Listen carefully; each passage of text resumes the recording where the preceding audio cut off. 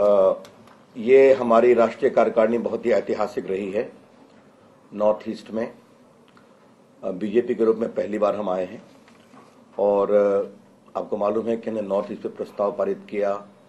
आज जो करप्शन है देश का उस पर प्रस्ताव पारित किया और हमने नॉर्थ ईस्ट के लोगों को ये बताया है कि we stand by you for your better life and a better governance in future. मित्रों, इस कार्यकारिणी में आने वाले चुनाव के बारे में बहुत विस्तार से चर्चा हुई। आसाम पर भी चर्चा हुई, तमिलनाडु पर हुई, बंगाल पर हुई। पार्टी के आगे के कार्यक्रम भी तय किए गए और आपको पहले जो निर्मला जी ने बताया होगा, पूरा पॉलिटिकल रेजोल्यूशन पर भी आज बहुत इलैबोरेट डिबेट हुई। पॉलिटिकल रेजोल्यूशन में जो करप्शन के बारे में था उसमें शांता कुमार ने इंटरवीन किया और जो फॉरेन मनी स्विस अकाउंट्स में है उसके बारे में जो उन्होंने विषय उठाया है यूएन में, उसकी चर्चा की और किस प्रकार से government of India is reluctant to sign the agreement with the government of Switzerland, उसकी चर्चा की। Though Swiss government is quite willing to do so. तो किसी और ने यह भी बताया कि हमने मनमोहन सिंह को पत्र भी लिखा इस बारे में, उसका कोई उत्तर मुझे नहीं मिला है। मित्रों, आज आदरणीय राष्ट्रीय अध्यक्ष जी ने अपने भाषण में हमें इस बात का जिक्र किया कि हम एक नए उत्साह के साथ देश में भ्रष्टाचार के खिलाफ अलग जगाएं। जो यूपीए सरकार के कारण महंगाई और भ्रष्टाचार, इन दोनों के कारण जो जनता परेशान है, इसको हम पूरे देश में बहुत प्रामाणिकता से उठाएं। Let us highlight, espouse the rising corruption and the rising prices in a very massive way to the people in the entire country. ये बात राष्ट्रीय अध्यक्ष जी ने बताई और इसी के क्रम में 20 जनवरी से 20 फरवरी तक हम ब्लॉक और मुख्यालय में सभाएं करेंगे। एनडीए की सभा तो हो रही है, आपको मालूम है, सारे स्टेट्स में, आज गुवाहाटी में भी है और पूरे मार्च महीने में गांव-गांव में सभाएं करेंगे of all the villages in the country. तो BJP has decided to make the corrupt regime of the UPA as a big issue to be articulated in the entire country. ये प्रोग्राम उसी की कड़ी के अंतर्गत है। आज राष्ट्रीय अध्यक्ष जी ने एक दो घोषणाएं और की कि जिसकी हल्की चर्चा मैंने कल की थी कि पूरे नॉर्थ ईस्ट के लिए हम एक विजन डॉक्यूमेंट बनाने जा रहे हैं जल्दी। उसके सभी सदस्यों की घोषणा 2-3 दिनों में हो जाएगी। एक comprehensive vision document for north east, ताकि यहाँ के प्रॉब्लम्स और यहाँ के सॉल्यूशंस और हम नॉर्थ ईस्ट के प्रॉब्लम्स का अवेकनिंग नेशनल लेवल पर करेंगे, ये भी हमने निर्णय किया है। मित्रों, राष्ट्रीय अध्यक्ष जी ने एक दो घोषणाएं और की हैं। अर्जुन मुंडा हमारे राष्ट्रीय महामंत्री थे, वो अब झारखंड के मुख्यमंत्री बन गए हैं, तो उनके स्थान पर हमारे राष्ट्रीय सचिव तपिर गांव को जनरल सेक्रेटरी बनाया गया है। तपिर गांव जो पहले अरुणाचल से एमपी थे और बहुत ही योग्यता से उन्होंने काम किया है सचिव के रूप में, उनको अब राष्ट्रीय महामंत्री बनाया गया है। और गोपीनाथ मुंडे को, जो हमारे महाराष्ट्र के पूर्व उप मुख्यमंत्री और अभी हमारे लोकसभा में उपनेता हैं, उनको गोवा का चुनाव प्रभारी बनाया गया है, इलेक्शन इंचार्ज ऑफ गोवा। और शांता कुमार जी को अंत्योदय क्षेत्र के प्रभारी के रूप में भी आज घोषित किया गया है, to look after our cells and other areas working for the upliftment of the people at the last mile, the last post, अंत्योदय। और सहकारिता प्रकोष्ठ में संतोष गंगवार को उसके इंचार्ज के रूप में बताया गया है। संतोष गंगवार वो हमारा जो कोऑपरेटिव सेल है उसके इंचार्ज के रूप में वो काम करेंगे, उसकी पूरी फंक्शनिंग का। बाकी तो उसके कन्वीनर दूसरे हैं, ये हमारे नेशनल सेक्रेटरी हैं, इंचार्ज के रूप में काम करेंगे। मित्रों, अब मैं आडवाणी जी के समापन भाषण के प्रमुख बिंदुओं को आपके सामने बता रहा हूं। आडवाणी जी ने आज अपने भाषण की शुरुआत में 1962 की याद दिलाई। और उन्होंने बताया कि 1962 में नेहरू जी ने नेफा को गुड बाय कह दिया था। उनके भाषण से यह संकेत मिला कि लगता है कि नेफा के बारे में ही वॉज कंप्लीटली पेसिमिस्टिक। उन्होंने जवाहरलाल नेहरू के उस भाषण का भी संकेत दिया और उन्होंने यह भी बताया कि उसके बाद से Nehru era nearly ended. The security of north east is vital for the country. उन्होंने इलीगल इमिग्रेशन का भी जिक्र किया। उन्होंने 2010 की चर्चा करते हुए बताया कि जो देश की स्थिति है इसमें उन्होंने एक नेगेटिव बात कही। 2010 is the year of stinking corruption of UPA। 2010 UPA का बदबूदार भ्रष्टाचार घोटाले का वर्ष रहा है और उन्होंने इसके पॉजिटिव साइड की भी चर्चा की कि 2010 में बिहार के चुनाव ने देश की राजनीति को प्रभावित भी किया है। The positive aspect is that the very extraordinary electoral results of Bihar elections have given a completely new dimension to the polity of the country। उन्होंने इस बात की चर्चा की कि बिहार के चुनाव में बीजेपी का striking rate one of the best रहा है जब से बीजेपी जनसंघ के समय से काम कर रही है।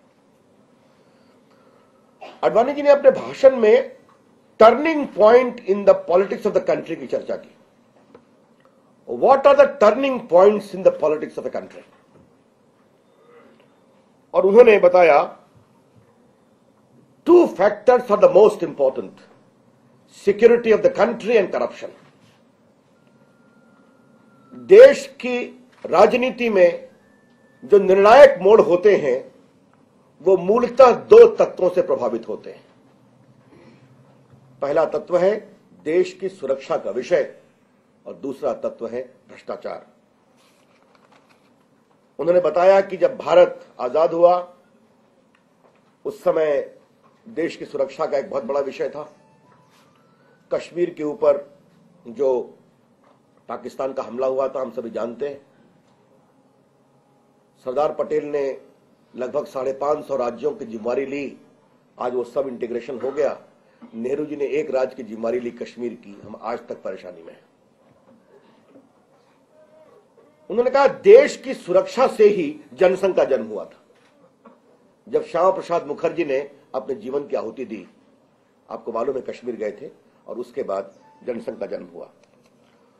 इसकी चर्चा करते हुए आडवाणी जी ने फिर 1974 की चर्चा की कि लोकनायक जयप्रकाश ने गुजरात के नवनिर्माण आंदोलन के बाद भ्रष्टाचार को एक बड़ा विषय बनाया था और किस तरह से देश की राजनीति बहुत प्रभावी रूप से बदली। फिर बिहार में उसका प्रयोग हुआ और मुझे अपने नॉर्थ ईस्ट के पत्रकार मित्रों को कहने में बहुत गर्व है कि I was a very young student but I had the privilege to participate in the JP movement and go to jail and I am very proud of that. फिर जेपी ने किस तरह से पूरे देश को बदलने की कोशिश की, ये बात उन्होंने विस्तार से रखा। आडवाणी जी का कहना है, ने अपनी टिप्पणी की कि 2010 and 2011 are also indicative of the turning point in the politics of the country on the issue of corruption। Advani ji ने बताया कि 2010 और ये 2011 जो शुरू हुआ है, ये देश की राजनीति के एक निर्णायक बदल के वर्ष होंगे, जिस तरह से कांग्रेस पोषित और प्रेरित भ्रष्टाचार देश पर प्रभावी है।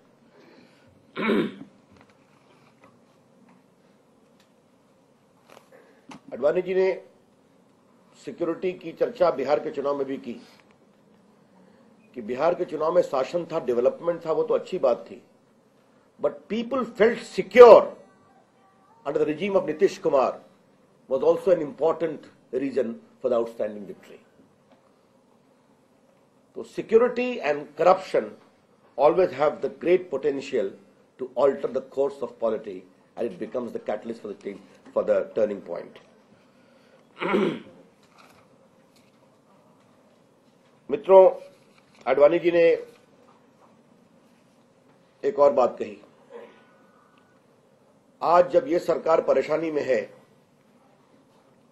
तो कभी न कभी कहीं न कहीं मध्यावधि चुनाव की चर्चा होती है। ये प्रेरित चर्चा है सरकारी तबकों के द्वारा। This whole talk of mid term election is a sponsored agenda of the ruling establishment present in the country, क्योंकि उनके इतने स्केलेटन्स निकल रहे हैं। अडवाणी जी ने बताया कि इस सरकार के पास हिम्मत नहीं है चुनाव कराने की, और इस सरकार ये जानती है कि इस समय वो चुनाव में जा भी नहीं सकती, क्योंकि देश में महंगाई और भ्रष्टाचार दोनों के कारण इनके खिलाफ एक जबरदस्त बहुमत जनता का मत बना हुआ है। लेकिन बड़ी बात जो उन्होंने कही स्पष्ट रूप से कि ये एक प्रकार का स्केयर मॉन्गरिंग कभी कभी ये सरकार करती है जब परेशानी में पड़ती है। उन्होंने अंत में ये निवेदन किया कि आज इस सरकार की जो असफलताएं हैं, जो देश का जनजीवन परेशान है, जो आम आदमी परेशान है, जो भ्रष्टाचार से ये देश त्रस्त है, इस विषय को देश में हम प्रामाणिकता से उठाएं और देश की जनता का आह्वान करें कि भारत की राजनीति में एक निर्णायक बदलाव का समय आया है। और उन्होंने इस बात को पूरे विश्वास से कहा, अपने व्यापक राजनीतिक अनुभव के आधार पर, कि जो परिस्थितियां हैं अगर उस तरह चलती रहीं तो the opposition led by the BJP in the 2014 election would give some of the best result till date in the Lok Sabha, and who knows, the BJP may strike the highest number of seats till date. ये प्रमुख बातें अडवाणी जी ने कही, जिसको मैंने संक्षेप में आपके सामने प्रस्तुत किया। Any questions now? प्रस्ताव पर क्या किसी मुख्यमंत्री ने मोदी वगैरह ने विचार रखी है या और कोई बोला प्रस्ताव पर चर्चा के दौरान?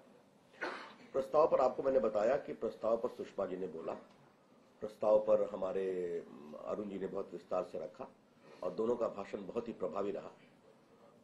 इतना प्रभावी था कि आज अध्यक्ष जी को ये बोलना पड़ा कि आज ये दोनों भाषण इतने प्रभावी थे कि शायद मेरी इच्छा थी कि इसको लाइव करा दे, पूरा देश देखता और इस पूरे स्कैम के डायमेंशन को समझता। सुषमा जी और अरुण जी दोनों ने ये पूरे बोफोर्स स्कैम और टेलीकॉम स्कैम्स के सारे डायमेंशंस को, हिस्टोरिकल पर्सपेक्टिव को बहुत ही बढ़िया से रखा। आज शिवराज सिंह चौहान का भाषण हुआ इस पर, इस संबंध में, और बाकी कुछ और लोगों की चर्चाएं आई, तो बहुत ही अच्छा कार्यक्रम रहा। और अध्यक्ष जी ने कई, और शांता कुमार जी का भाषण में मैंने बताया कि उन्होंने फॉरेन स्विस बैंक अकाउंट की बात की, तो बहुत ही सार्थक चर्चा रही।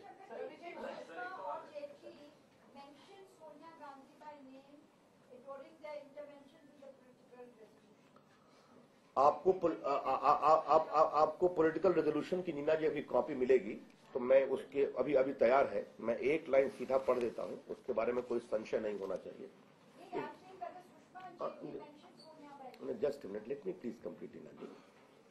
इसमें बीजेपी के एर्नाकुलम वर्किंग कमेटी का जिक्र है, जो 1988 में हुई थी, जब बोफोर्स अपने हाइट पर था, और उस तरह राजीव गांधी के सामने पूरी चर्चा की गई है और कटते हुए किस तरह से बचाया गया इसकी चर्चा की गई है। और इसमें जो लिखा गया है मैं आपको कहना चाहता हूं, the Congress particularly its first family is faced with the power of truth। मेरे ख्याल में इससे अधिक स्पष्ट और कुछ नहीं हो सकता है, मैंने कहा आपको बता दूं। और जो चर्चा हुई उसमें इसका विस्तार से उल्लेख हुआ है। हाँ, एक minute, Smita ji, the first family was repeatedly answered and the first family includes Sonia Gandhi। Yes।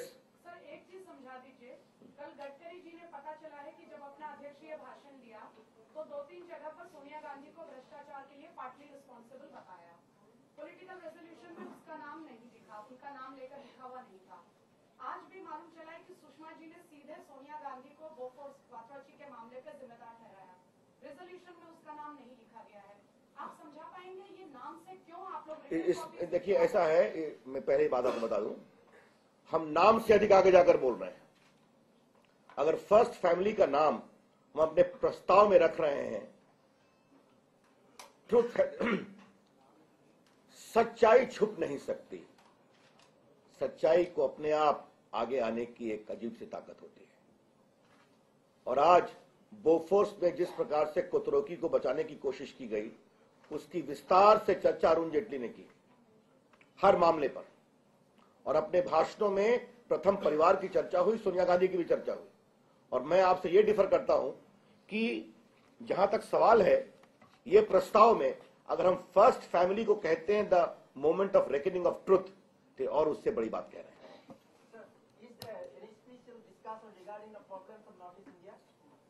My goodness, yesterday I came with the same resolution. The whole of second half was devoted to that. I had parted that resolution.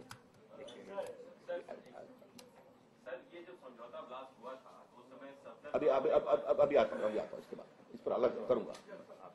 Ravishankar ji, I normally see all your debates where you take part on the national TV channel. Thank you.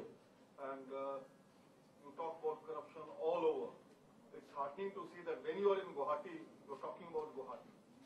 But I have never seen you talking about corruption and scams which have taken place in making it an issue at the national level, which are taking place in Assam. The tip of the iceberg is in 8 departments out of 32 departments were checked by CAG for 26 months. I know that. Let me reply to it. No, let me finish. But BJP, at your level, at national level, you have never made it an issue. There are allegations against them. You made an issue in Maharashtra, Chief Minister, you made an issue at other places, but never, Northeast was never made an issue by the BJP. My reply is very simple. Television debates subjects are not decided by me. They are decided by the panel. You do intervene. Yes. You have asked your question, let me reply. But to put the record straight, in many of my press conferences I have raised these issues. And for your kind information, leave aside my raising issue. My leader Sushma Swaraj raised it in the Lok Sabha. Just a minute, please. Have patience when you have asked the question. You are a very senior journalist. I have my regard for you. And as far as our MPs from Assam are concerned, they have raised it in the parliament. Therefore, we have raised it in Delhi in a very substantive way, besides me raising it in my press conferences. Yes, now I only learned this lesson from you. I keep on intervening, that I will request the great journalists like Arnab Goswami and Rajdeep Sardesai and Abhinav Abhigyan Prakash and Mr. Others on Aaj Tak and other channels to convey your sentiment, have a debate also on the corruption in Northeast. Yes.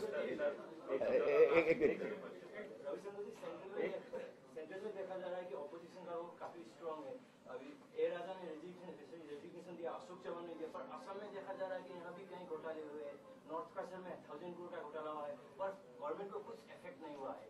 जो state BJP है उसको strong करने के लिए अब क्या हुआ, क्या चर्चा हुआ है? ऐसा है कि आज सुषमा जी के भाषण में इसकी चर्चा हुई है। हमारे यहाँ की बीजेपी, हमारे मिशन जी बैठे हैं, ये लोग हाउस में हमेशा रेज करते रहे हैं, हमारे अध्यक्ष जी रेज करते रहे हैं, आगे भी रेज करेंगे। लेकिन ये सवाल हमसे पूछने की बजाय आपको तरुण गोगोई से पूछना चाहिए। I'll come to that separately. Yesterday, an RTI activist who has won award even for the President of India has made a disclosure of Mr. Gogoi. Yeah, has made a disclosure of Tarun Gogoi's property abroad. So now, as a party, how do you see? My president today, in his comments, mentioned about Mr. Gogoi, who has met him yesterday and shown him the photograph of many properties of the Chief Minister abroad. Just a minute. It is a matter which the people of Assam must take note, including the media. Yes, they've done a good job. Haan, ek minute. Sushma Swaraj take the name of Sonia Gandhi. Dravid clarified. Someone said that she articulated. Yes, sir, the role of Sonia Gandhi and the role of Mr. Manmohan Singh all was discussed. Yes. I think I have replied to your query, please. Thank you. मैं अलग से इसको दूंगा, जरूर दूंगा।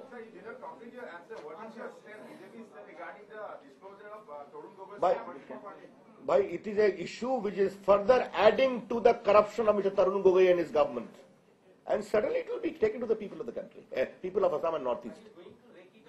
national level. This is the whole problem.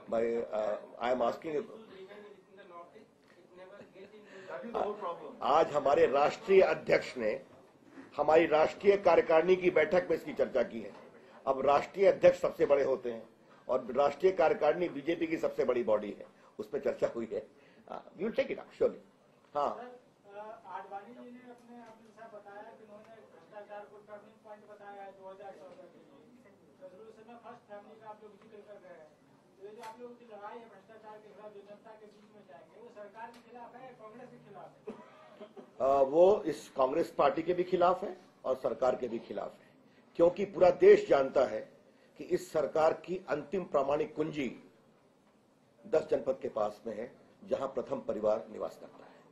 ये पूरा देश जानता है कि Shrimati Sonia Gandhi national advisory council के चेयरमैन है और संवेदनशील मामलों में हमने बार बार कहा है और आज भी दोहराएंगे, जिस तरह से कोतरोकी को बार बार बचाने की कोशिश की गई है, जिसका लेटेस्ट प्रमाण यह है कि एक इनकम टैक्स ट्राइब्यूनल ने प्रामाणिक सबूत के आधार पर कोतरोकी के खिलाफ कंक्लूजन निकाला कि विन चड्डा से क्या संबंध है, किकबैक्स हुआ और सीबीआई मानने को तैयार नहीं है। तो इसका हम क्या मतलब निकालें? दबाव किसका है? I will come to that let's have other questions. Any other question? आपका सवाल है? आइए, मैं दे देता हूं। अच्छा, लेट हिम आस्क। एक समझौता ब्लास्ट जब हुआ था तो सफदर नगौरी को अरेस्ट किया गया था और ये कहा गया था कि सिमी और एलईटी की मदद से उन्होंने ये ब्लास्ट किया। अब ये नया नाम असीमानंद का है, स्वामी असीमानंद का। आपको कहाँ लगता है कि कोई साजिश है? पाकिस्तान का नाम था। देखिए, हमारा जवाब यह है कि आपको ये प्रश्न भारत सरकार और एनआईए से पूछना चाहिए और विशेष रूप से चिदम्बरम और मनमोहन सिंह से पूछना चाहिए। भारत सरकार ने पाकिस्तान के खिलाफ आतंकवाद की जितनी भी शिकायतें की हैं दुनिया के मंचों पर, इंक्लूडिंग यूएन, उसमें समझौता ब्लास्ट में पाकिस्तानियों के हाथ होने की बात स्पष्ट रूप से कही है। आपकी जानकारी के लिए कराची के एक आतंकवादी की विशेष रूप से चर्चा की गई है। अब आज वो दूसरा एंगल निकाल रहे हैं। हमने बार बार कहा है कि आप ईमानदारी से जांच करिए, जो भी दोषी है उसके खिलाफ कार्रवाई करिए, लेकिन पूर्वाग्रह ग्रसित होकर राजनीतिक फायदों के लिए जांच की जा रही है, कहीं उनसे हमारे आतंकवाद की लड़ाई कमजोर तो नहीं हो, इसका भी ध्यान रखना चाहिए। ये बात हम बार बार कहना चाहेंगे। और मेरे पास कल असीमानंद का 164 का स्टेटमेंट मैंने देखा है। एक